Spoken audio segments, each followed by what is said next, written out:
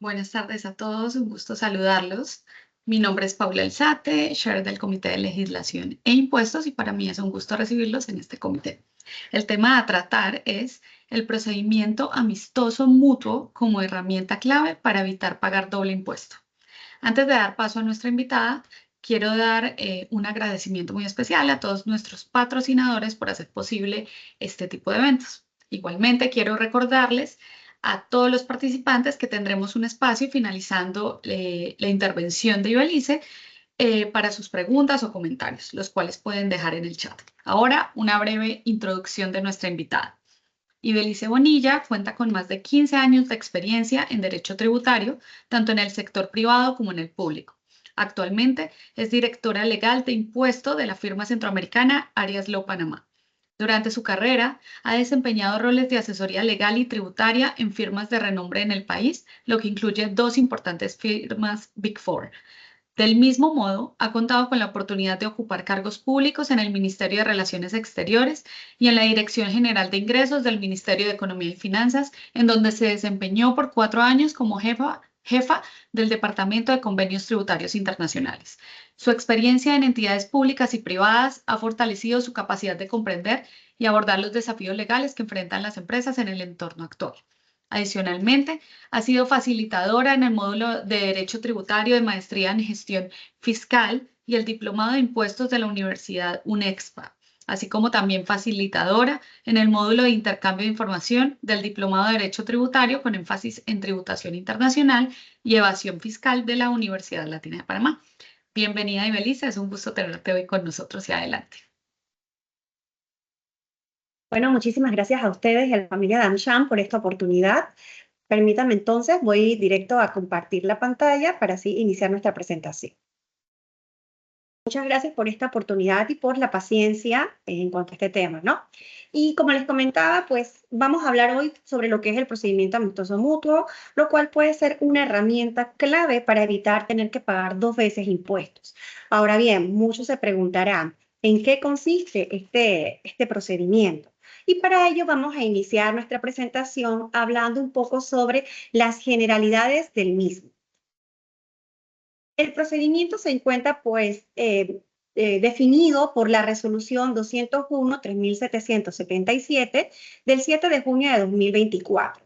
Esta definición lo da a conocer como el procedimiento de mutuo acuerdo, el cual define como un mecanismo establecido en los convenios independientemente de los recursos y normativa legal doméstica, mediante el cual las autoridades competentes de los estados contratantes pueden resolver a través de un acuerdo mutuo las dificultades o dudas en relación a la interpretación o aplicación del convenio, así como casos que impliquen o puedan implicar aplicación de un impuesto en contra de las disposiciones pues, del tratado.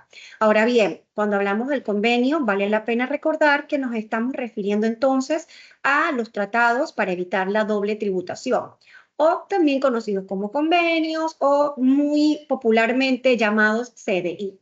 Así que esto para que estemos todos un poco dentro de lo que es el contexto. Pero ahora bien, me imagino que en este punto muchos de ustedes se preguntarán, bueno, y Belisa en su presentación me está hablando de un procedimiento amistoso, ahora veo que tengo una definición que habla sobre procedimiento de mutuo acuerdo y tal vez surja la interrogante, ¿hablamos de diferentes figuras?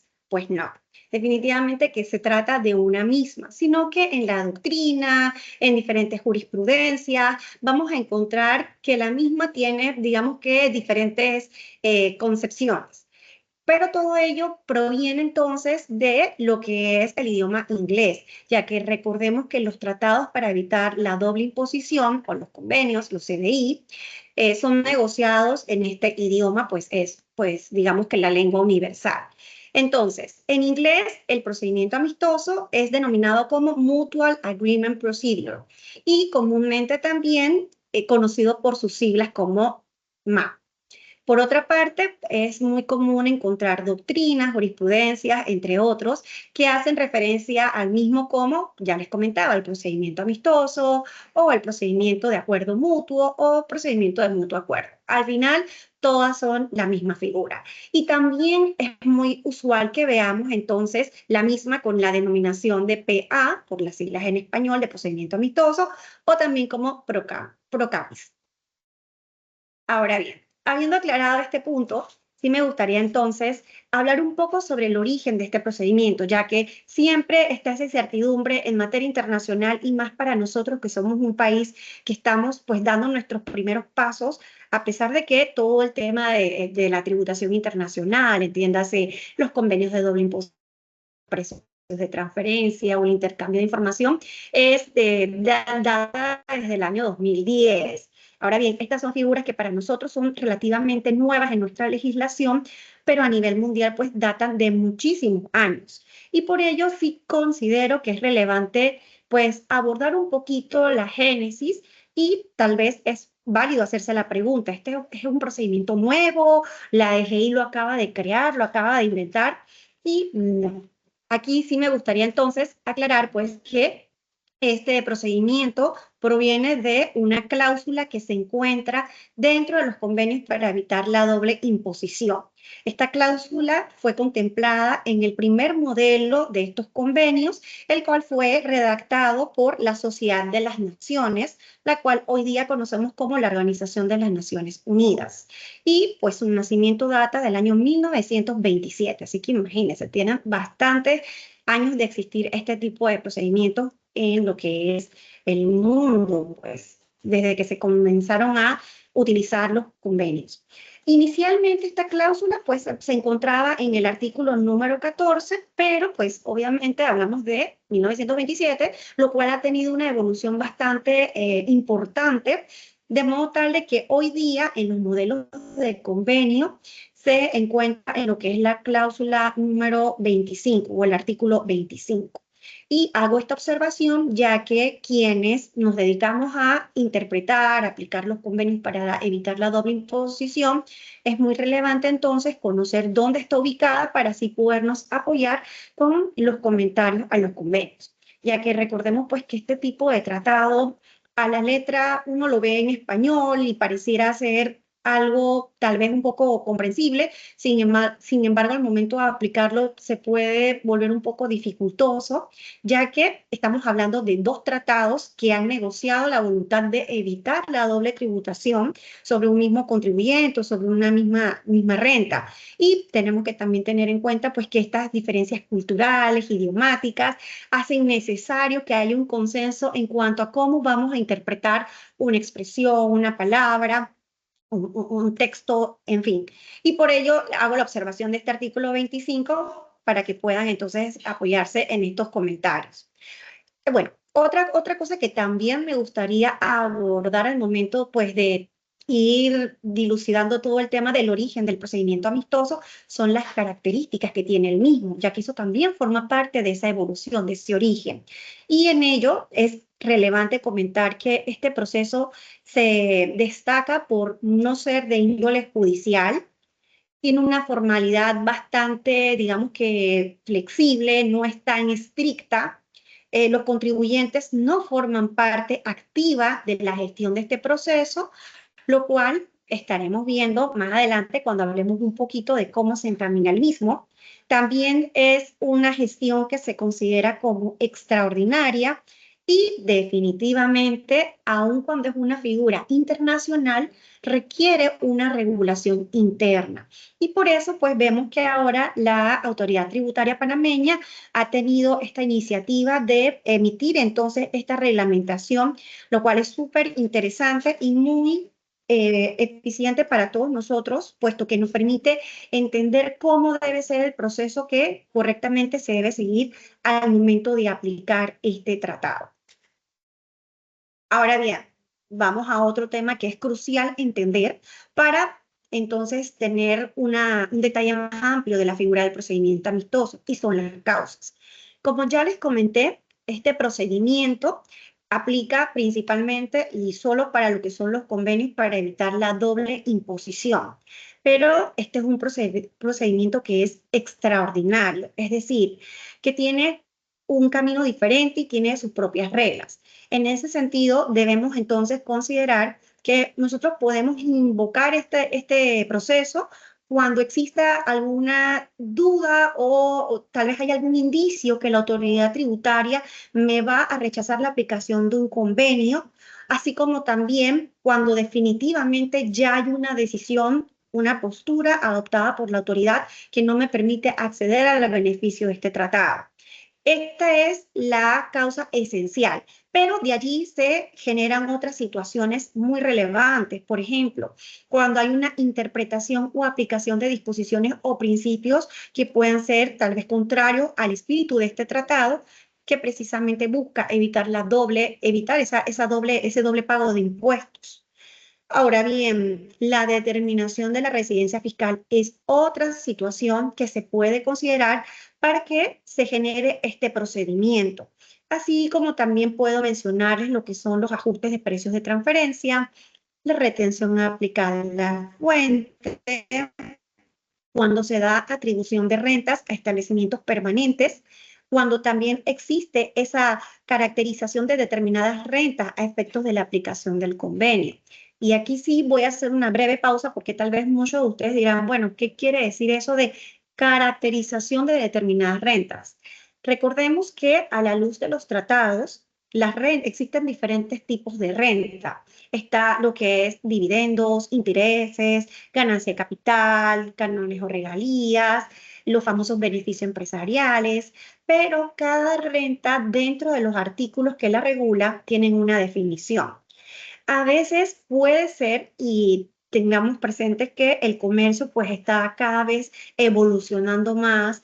Hoy día tenemos modelos de negocios súper disruptivos que la verdad que son muy novedosos y principalmente por la introducción pues de todas estas tecnologías digitales y con ello pues obviamente estos nuevos modelos de negocio puede que no encajen dentro de las definiciones de las rentas.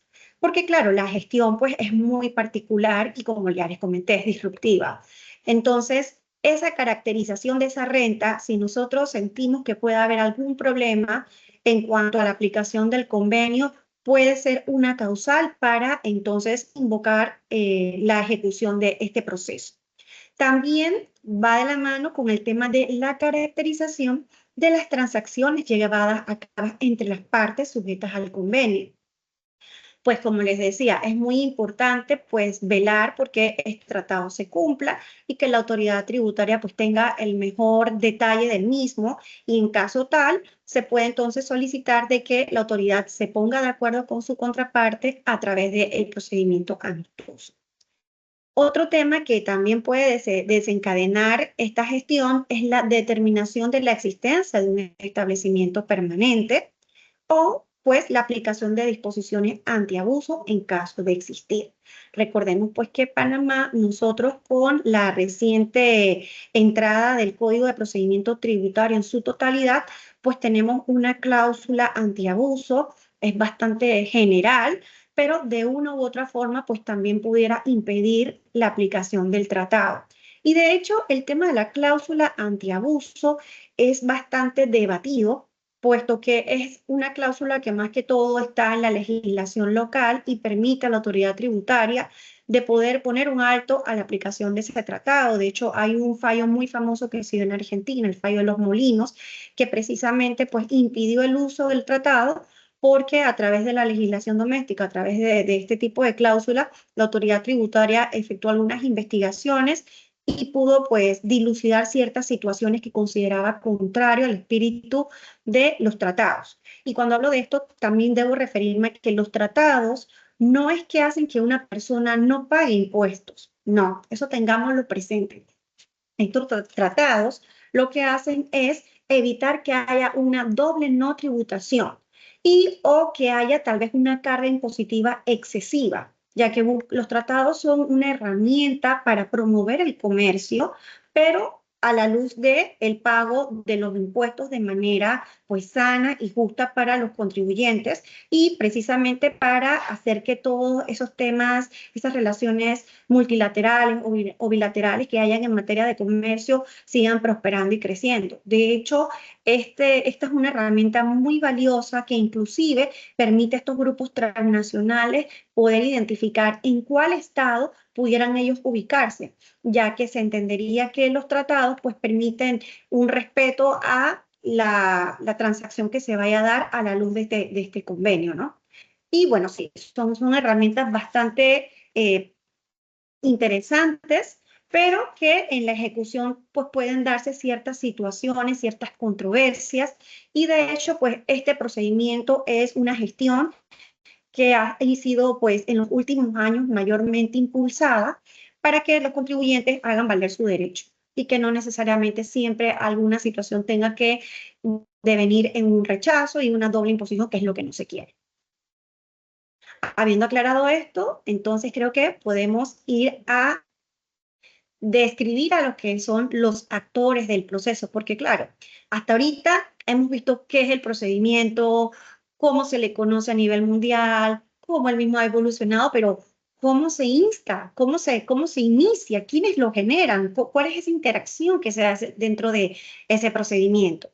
Y en ese sentido, pues son tres partes o actores los que forman parte de toda esta trama. Y definitivamente, en primer lugar, tenemos a las personas. Pero ok, muchos dirán, las personas es un concepto súper amplio, pero vemos que la resolución que estamos analizando, las 3.777, sí nos distingue claramente a quienes se consideran como personas. Ahora bien, este concepto de personas también lo pueden ubicar dentro de los tratados. Y básicamente refiere a personas naturales, como le conocemos nosotros en Panamá, o individuos, y personas jurídicas, ya que sí me gustaría también hacer el énfasis de que un procedimiento amistoso no necesariamente es algo exclusivo de las empresas, pues no, los individuos también pueden hacer uso del mismo cuando sientan que de alguna forma la autoridad le va a rechazar la aplicación de ese tratado. Ahora bien, otro actor importante que debemos destacar y que no podemos dejar de mencionar es la autoridad competente de Panamá, que en este caso pues viene siendo la Dirección General de Ingresos a través del Departamento de Convenios Tributarios. Ellos son un elemento fundamental dentro de la trama que estamos viendo del procedimiento amistoso. Y pues su contraparte viene siendo entonces, o su, digámosle, otro protagonista, para que suene tal vez un poco más teatral el tema, ¿no? Viene siendo lo que es la autoridad competente del otro estado contratante. Y para ello siempre es importante que valoremos entonces la red de tratados, principalmente ese convenio que vamos a utilizar, ya que a simple vista pareciera que los convenios, bueno, tienen tal vez la génesis en su modelo tal vez redactado por la OCDE o por la ONU, pero no todos los convenios tienen la misma redacción, pueden tener algunas cláusulas que son muy similares, inclusive pueden tener algunas cláusulas que se han ajustado de acuerdo a la voluntad de los estados negociantes, pero también es preciso verificar quién es la autoridad competente en ese otro estado de acuerdo a ese tratado, ¿no? Ya que en Panamá viene siendo, como les dije, la Dirección General de Ingresos a través de su Departamento de Convenios Tributarios, pero esto puede variar en otros países o puede darse de una manera similar. Ahora bien, ya sabemos que las personas son las encargadas entonces de iniciar este proceso. Recordemos, naturales, individuos o jurídicas. Pero, ¿cómo se inicia? ¿Cuáles son los elementos esenciales que debo considerar? Y pues se inicia de la manera común o básicamente a través de una petición que se debe formular a la autoridad tributaria, se debe dirigir a la Dirección General de Ingresos y debe ser a través de un memorial 8,5 por 13. Pero, ¿qué debe contener ese memorial? ¿Qué debo indicar allí? Pues la autoridad nos ha dado unas luces sobre los datos que ellos requieren para poder que el procedimiento camine de manera armoniosa y exitosa, ¿no? Entre ellos podemos mencionar, pues, indudablemente los datos de las personas, las generales, de quienes están invocando la aplicación del tratado. Y cuando hablo de las personas, debo señalar que puede ser tanto el contribuyente que está en Panamá o inclusive el contribuyente que está en otra jurisdicción. Los datos del estado contratante con quien se requiere que la autoridad panameña se ponga de acuerdo en una decisión. Debe haber también un análisis detallado de los hechos, así como también el detalle del acto administrativo que va en contra de las disposiciones del CDI. Y aquí hago una breve pausa también porque muchas personas se preguntan y algunos me han consultado, oye, ¿qué quiere decir detalle del acto administrativo? O sea, tú me acabas de decir que yo puedo invocar un procedimiento amistoso cuando yo sienta que la DGI me va a rechazar la aplicación del beneficio, pero ahora me dices de un acto administrativo. Y sí, parte de un elemento esencial es que debe haber un acto. Y cuando hablo de un acto, no necesariamente me refiero a un fallo o una resolución. Puede también ser a través de cualquier documento que emita la autoridad. Puede ser una nota, puede ser un correo electrónico, inclusive los autos que emite la autoridad. Pues obviamente dependiendo del contenido hay que entonces hacer la evaluación y hacer ese análisis y explicarle a la autoridad por qué ese documento puede dar indicios a que haya un rechazo, ¿ok? Esto lo explico más que nada cuando me refiero a los indicios, pero si ya tenemos una resolución que de plano me está rechazando la aplicación del tratado, pues ahí tengo que presentarles la resolución como tal. Otro tema también que debo considerar dentro de los elementos esenciales y mucho cuidado con esto porque la resolución lo señala claramente. Todos estos datos deben estar en ese escrito. No pensemos que porque ya estoy aportando la resolución, pues ya, listo. No, todos estos datos deben estar bien desglosados. Debo identificar también los periodos que se están siendo afectados con esa decisión. También debo informar, si es que tengo conocimiento, de que existen otros procedimientos amistosos en las otras autoridades competentes de los otros estados o si hay litigios entre autoridades administrativas o jurisdiccionales. Y cuando habla de esto, creo que es propicia la ocasión para comentar que el procedimiento amistoso camina de la mano con cualquier actuación administrativa o judicial. Es decir, digamos que bueno, me rechazaron el convenio, ya tengo esa resolución, yo puedo presentar mi recurso de reconsideración e inclusive en paralelo entonces puedo presentar el procedimiento amistoso. O sea, ellos van a caminar en paralelo o cada uno pues va a seguir el curso que corresponde. El procedimiento amistoso no es que va a detener un recurso de reconsideración y viceversa, o inclusive un recurso de apelación, dependiendo del caso, ¿no? Y ahora les voy a explicar un poquito más también cómo se da esta interacción cuando veamos lo que es la ruta. Pero para finalizar con los elementos esenciales de la solicitud, debo también comentar que deben haber datos de situaciones o estructuras de operaciones o cuestiones que están siendo analizadas. Recordemos que las estructuras también muy relevante tener presente de que, como les decía, todos estos nuevos modelos de negocios disruptivos definitivamente que son muy retadores para las autoridades tributarias y es necesario entonces que nosotros aportemos ese detalle, esos datos para que ellos tengan una mejor análisis y concepción del caso. También debemos incluir información si las partes relacionadas extranjeras están siendo auditadas por la autoridad competente del estado, del otro estado contratante. Debe haber una declaración expresa de que se ha confirmado la exactitud de los datos y la veracidad de los hechos. Y bueno, también cualquier otro dato que complemente o ayude a una mejor comprensión del caso. Ahora sí, vamos a ver entonces cómo es la ruta del procedimiento amistoso o el camino a seguir. Primero, pues ya sabemos que todo inicio pues se da con una solicitud. Esta solicitud ya vimos todos los elementos que debemos considerar. La debe presentar las personas y todos los datos que hemos indicado. De hecho, también me gustaría agregar que a ese memorial que se va a aportar debe hacerse acompañar de algunas pruebas, ¿no? Aparte del acto administrativo, pruebas básicas, como por ejemplo el certificado de registro público, si tenemos el certificado de residencia fiscal, vemos que la autoridad en la resolución señaló que sí se cuenta con este certificado, pero no lo puso como que fuese un documento obligatorio. Y también cualquier evidencia o documento que ayude a sustentar mejor el proceso y nuestra pretensión. Para esto tenemos que ser muy observadores del plazo que establece el convenio que vamos a invocar, ya que nuevamente reitero que los convenios para evitar la doble imposición no todos son iguales. Hay algunos que te pueden dar un término de 2 años, hay otros que te pueden dar tal vez un plazo más amplio o un plazo más breve, ¿no? Esto es importante tenerlo en cuenta. Una vez nosotros presentemos esa solicitud con estos documentos adjuntos que acabo de mencionar, la autoridad tributaria debe revisarla y para ello ella puede entonces solicitar una corrección o ampliación de documentos. Para esto se le va a conceder al interesado un término de 20 días y en caso de que sea necesario, se pueda solicitar una prórroga adicional de 15 días. Son días, pues, hábiles, ¿no? Luego de esto, la autoridad tributaria, una vez que pues recibe y ve que todo está en orden, ella lo que va a hacer es una comunicación a su contraparte, es decir, a la otra autoridad competente. Para ello tiene el plazo de un mes para informar todos los elementos del caso, compartirles las pruebas, también debe informar quiénes van a ser los funcionarios que se han seleccionado para que diriman esta discusión y análisis entre ambas partes, ¿no?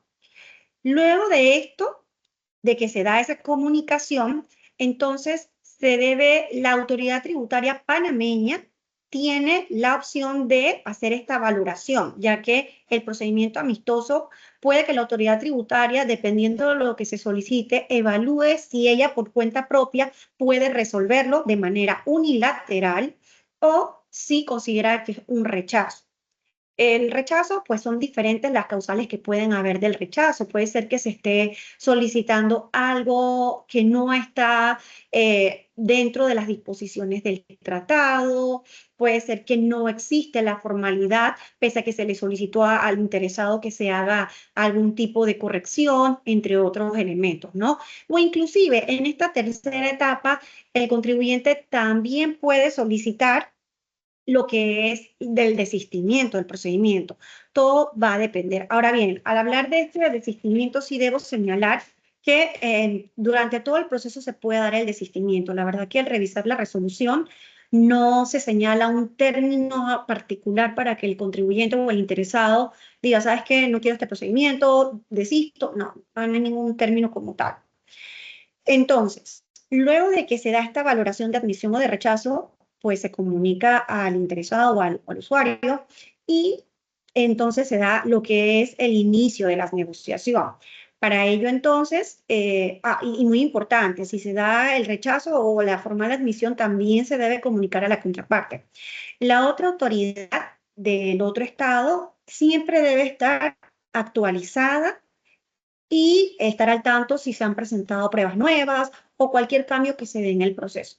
Ahora bien, muchos también tal vez preguntarán, oye, pero ¿cómo las autoridades se comunican? ¿Será que la autoridad panameña tiene que viajar al otro estado o viceversa? No, esta comunicación, la resolución pues nos advierte que se hace a través de una nota. Y esta nota puede hacerse llegar vía courier, de manera física, puede hacerse llegar a través de un correo electrónico y las negociaciones, la verdad que aquí el contribuyente no tiene ningún papel. Y era como les comentaba cuando hablábamos de las partes o los actores de este proceso, ¿no? Aquí el solicitante, pues ya una vez él lo solicita, él queda excluido de esa negociación. Eso se da estrictamente entre las autoridades de ambos estados y luego de ello, entonces, ellos deben pues llegar a un consenso, a una decisión. Para ello se tiene con un plazo de hasta 24 meses para entonces dar una respuesta al contribuyente. Esta respuesta puede ser variada y recordemos que esto es un tema bastante circunstancial. Puede ser que las autoridades decidan eliminar total o parcialmente la doble imposición, o puede ser que consideren ambas que no existe una disposición contraria al tratado, o puede ser que en el peor de los casos no se llegue a un acuerdo, o definitivamente se llega a la determinación de que pues, es rechazado el procedimiento amistoso. Como les comentaba, las personas pueden desistir en cualquier momento. Y otro tema también es la ejecución. Una vez que se da esa decisión entre ambas partes, pues existe un plazo de 30 días hábiles para que se dé la ejecución del trámite. Pero sí es importante también presente que el Departamento de Convenios, vamos a hablar un poquito de Panamá en este caso, debe entonces remitir el expediente y la decisión al departamento dentro de la autoridad tributaria que tenga que gestionar o ejecutar esa decisión. Y para ello sí el término es un poco más breve, de 10 días. Luego este otro departamento tendría los 30 días. Ahora bien, hace unos instantes hablé de que este procedimiento puede caminar de la mano con otras actuaciones o recursos. Y sí, efectivamente puede hacerlo, pero la pregunta aquí sería, ¿qué sucede si DGI, mientras está iniciando el proceso amistoso, tiene que detener el recurso de reconsideración o lo puede atender? Pues sí, definitivamente lo puede atender. O también, ¿qué pasa si digamos que esto está ante el Tribunal Administrativo Tributario? Ok, si DGI, digamos que rechaza, entonces el contribuyente tiene la opción de irse al Tribunal Administrativo Tributario, que es el superior jerárquico de la autoridad panameña. Mientras tanto, se da el procedimiento amistoso. Ahora bien, si el Tribunal Administrativo en este caso falla primero que se resuelve el procedimiento, pues definitivamente ese fallo se tiene que acoger y se comunica a la otra autoridad competente. O si ambos estados logran ponerse de acuerdo, entonces eso se comunica al contribuyente o al solicitante del procedimiento y este entonces tendría que desistir si es que está de acuerdo con la decisión que hayan llegado las partes, ¿no? Los estados contratantes. Ahora bien, vamos a ver un breve ejemplo de cómo este proceso se puede generar, ya que hemos visto la teoría, diferentes situaciones, pero para ilustrarlo sí me gustaría entonces compartir este caso. La verdad que es un caso hipotético, no es de la vida real, debo aclarar, pero sí, pues la fuente es la OCDE. La OCDE tiene lo que es el Manual on the Handling Multilateral Mutual Agreement Procedures and Advantage Pricing Arrangements. Este es un manual que ayuda a las autoridades tributarias a ponerse de acuerdo porque el procedimiento amistoso puede darse de manera bilateral entre dos estados o multilateral entre varios estados. Y de hecho el procedimiento bilateral puede ser un poco más fácil de entenderlo porque obviamente son dos entidades, que se tienen que poner de acuerdo. Pero ¿cómo funciona? Es algo multilateral. Y de hecho eso es una pregunta que yo misma me hacía y consideré que era importante compartir con ustedes la respuesta a esa duda, ¿no? ¿Cómo se gestiona? Bueno, para este caso, los supuestos o los hechos son los siguientes. Tenemos a la compañía A. Listo. Tenemos a la compañía A. Esta compañía pide un préstamo con la compañía C. La compañía A se encuentra en la jurisdicción A y la compañía C pues, en la jurisdicción que también hemos denominado C. Pero ¿qué acontece? Que el préstamo es otorgado, pero no directamente por la compañía C, sino a través de su establecimiento permanente. Y aquí sí también es importante recordar que el establecimiento permanente y la compañía C son una misma persona. ¿Ok? Eso también tengámoslo presente. O sea que, en otras palabras, es como si C definitivamente directamente hubiera dado el préstamo. Claro que bajo el concepto de los tratados, el establecimiento permanente tiene un tratamiento especial y muy detallado y específico, ¿no? Y por eso siempre es necesario dar esa mirada a las características. Pero regresando entonces al ejemplo, la compañía C concede el préstamo a través del establecimiento permanente y la compañía A pues paga los intereses directamente al establecimiento permanente, quien fue el que le entregó directamente ese dinero. Pero ¿qué sucede? Que de acuerdo con el convenio de la jurisdicción A y la jurisdicción C, esta jurisdicción, la A, puede aplicar una retención sobre los intereses a la tasa del 10%. Y la jurisdicción C estaría entonces obligada a conceder un crédito por ese pago de impuestos que se hace en la jurisdicción A. Pero aquí el escenario se vuelve un poco más complejo porque el dinero, recordemos que lo dio el establecimiento permanente. Y bajo este supuesto es un dinero, es un ingreso atribuible a ese establecimiento. Por lo tanto, la jurisdicción C también pudiera hacer la retención que corresponde en ese estado, que en este supuesto digamos que también es de un 10%. Es decir, que en este escenario, así como está en este momento, se configura una doble tributación, ya que los intereses tendrían que pagar impuestos tanto en la jurisdicción A como en la jurisdicción B. Entonces, por otra parte, otro dato es el convenio BC permitiría a la jurisdicción B, como ya les comentaba, hacer la retención del 10% y con ello la jurisdicción B pudiera gravar los ingresos del EP. O sea, vemos nuevamente este tema de doble tributación que acabo de indicar. Ahora bien, las cuestiones a debatir. ¿Dónde o en cuál jurisdicción se debe retener el impuesto? ¿En la jurisdicción A o en la jurisdicción B? Recordemos que estamos ante tratados para evitar la doble imposición y entendamos en este supuesto que todos los estados tienen tratados celebrados entre ellos. Entonces, definitivamente que se paguen impuestos en la jurisdicción A como en la B, pues sí, va en contra del espíritu del tratado. Por eso, algo a debatir sería en dónde se debe pagar ese impuesto. Y también otra duda que surge en este caso sería cuál jurisdicción, o sea, estaría B, donde está el establecimiento permanente obligada a conceder un crédito, pues todos esos temas habría que revisarlos y definitivamente que lo que convendría en este caso es que la jurisdicción A entable entonces lo que es un procedimiento amistoso con la jurisdicción C y también con la jurisdicción B, a fin pues de que ellos puedan llegar a un consenso y definir entonces cómo sería la tributación de este ingreso para evitar que se dé ese fenómeno de dualidad impositiva.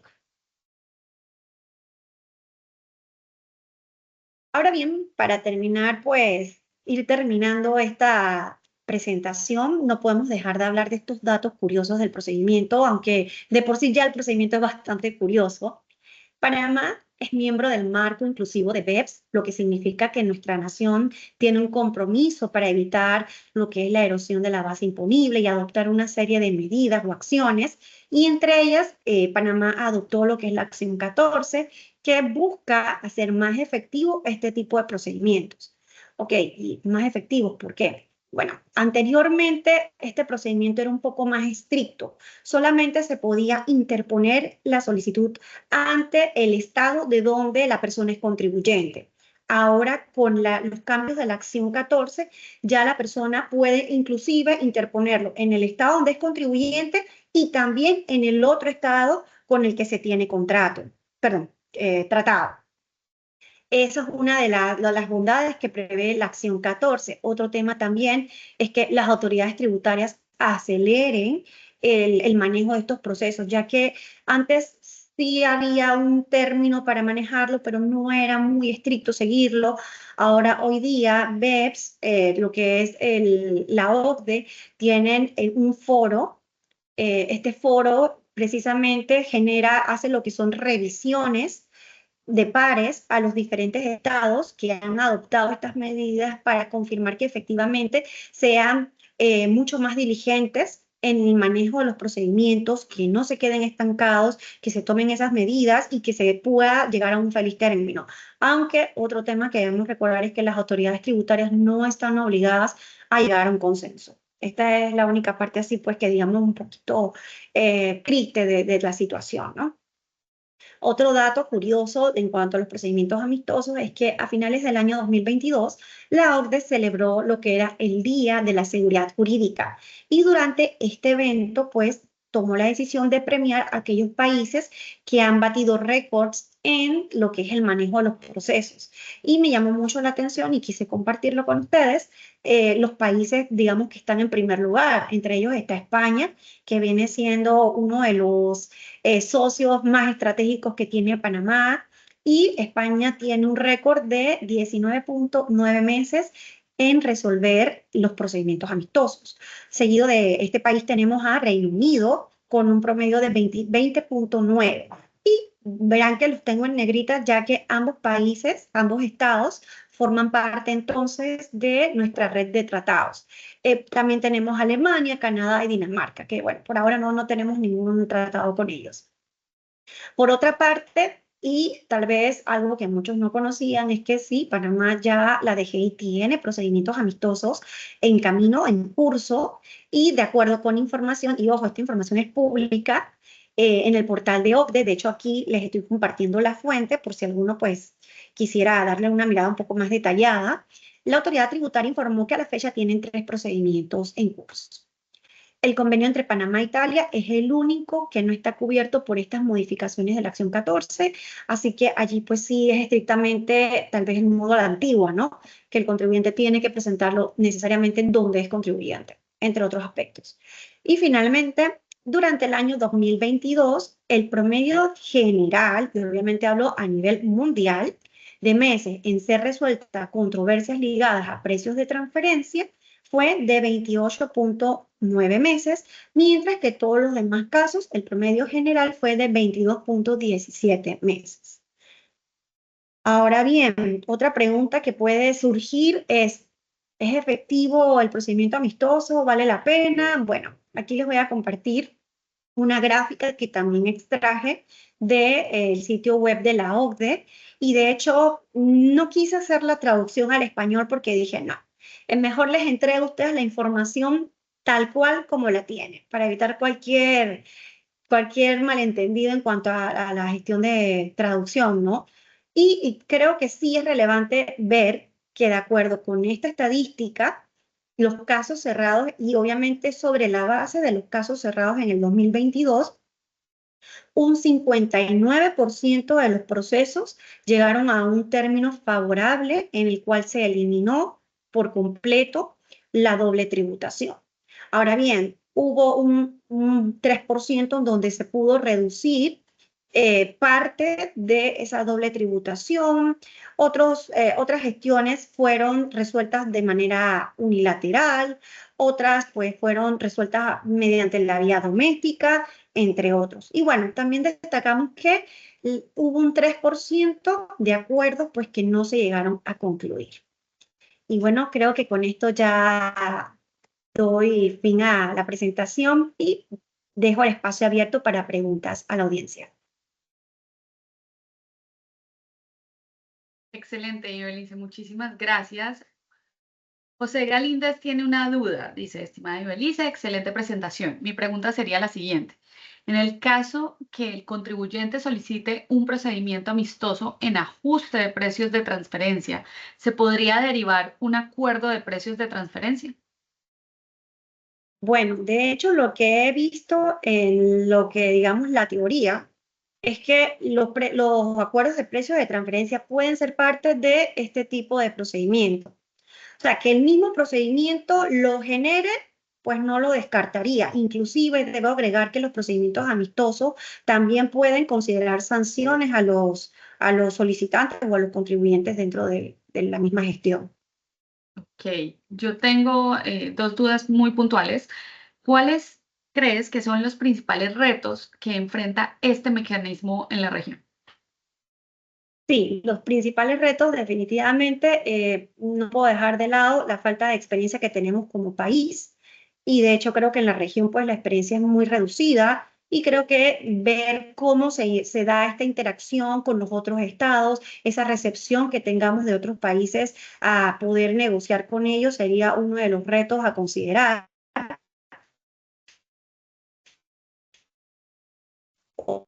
Otro reto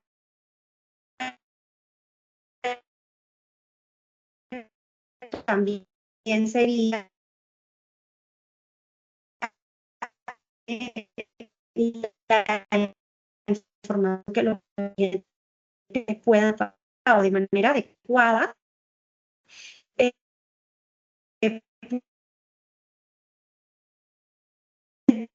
No te escuchamos bien de esa derivarse en un respuesta. rechazo. Otro tema también puedo hablar un poco acá en medio.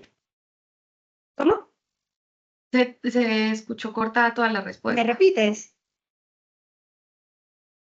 Sí, se te cayó la señal Sí, durante la que hay respuesta. diferentes retos.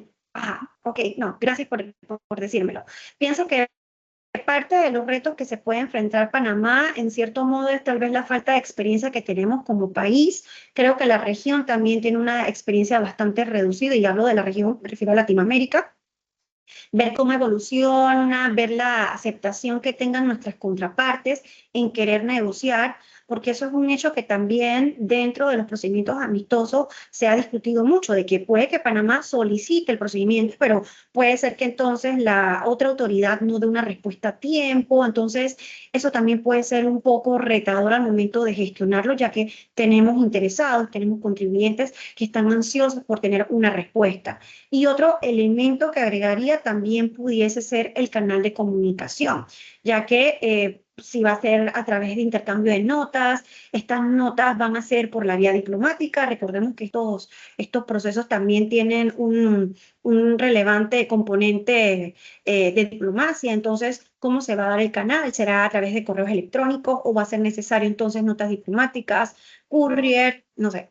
Creo que ver cómo va a evolucionar en sí y también la comprensión que tengan los interesados o contribuyentes, ya que usted puede presentar todos los datos, pero si lo que usted está presentando no es acorde con ese espíritu del procedimiento, el procedimiento busca que haya un consenso, no que se resuelva por sí mismo una sanción como tal, sino que haya un consenso en la aplicación del tratado. Entonces es muy importante y creo que va a ser también retador para nosotros cómo solicitemos esta gestión y cómo se vaya desenvolviendo.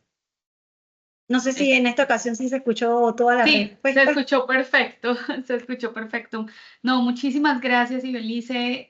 No tenemos más preguntas en el chat, así que solo me queda agradecerte de verdad por acompañarnos hoy, por darnos este tema tan interesante.